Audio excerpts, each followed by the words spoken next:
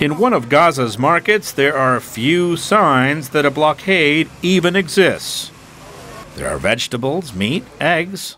The basics are all here, as are imported snacks from the United States and Europe. Cigarettes are here too, even though they are among the goods that are banned under the Israeli and Egyptian blockade. Many of the items come from Egypt through smuggling tunnels sanctioned by Hamas. The group's violent takeover of Gaza in 2007 prompted Israel to impose the blockade.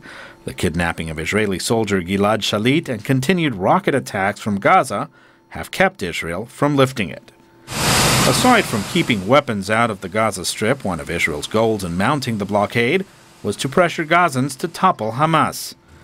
Although Israel says the blockade is essential for its national security, scenes like this have some in Israel questioning whether the closure has worked. Ashraf al-Kumi's family has owned this market stall for years. He says he has plenty of produce to sell, but few can afford to buy. There is everything, there is food and drink, but there is no work. We have high percentage of unemployment. A high number of workers are sitting in their houses, not working. There is no money for a person to buy the daily food for his children.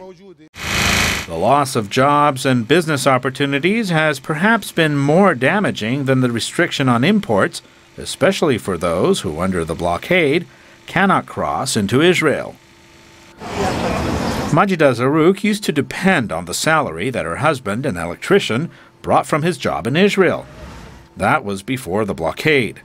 Now, she and thousands of Gazans depend on the United Nations and Hamas for subsistence. The United Nations is helping us. I remember the first days of the closure when we had no flour. The UN gave us flour and food. Thank God the UN is helping us so much, and also Hamas is helping by keeping the tunnels open. Hamas keeps tight control in the once lawless enclave. Many Gazans say they feel safer from street crime. Although Israel banned cement from entering to keep Hamas from building bunkers, streets are being repaired, and some public works projects are proceeding. This plant turns debris from buildings, many destroyed by Israeli airstrikes, into sand and gravel that is then turned into cinder blocks for building. Gazans appear to be coping. Shalit is still captive, rockets are still falling on Israel, and Hamas remains firmly in power. Ashraf al-Kumi says for him, Hamas has delivered. The only one who supports us is this government, our government. They are letting the products through the tunnels. Everything comes through the tunnels. If there are no tunnels, there is no life. For Hamas leaders, this in some ways is a bigger victory than persuading Israel to lift its restriction on goods entering the territory.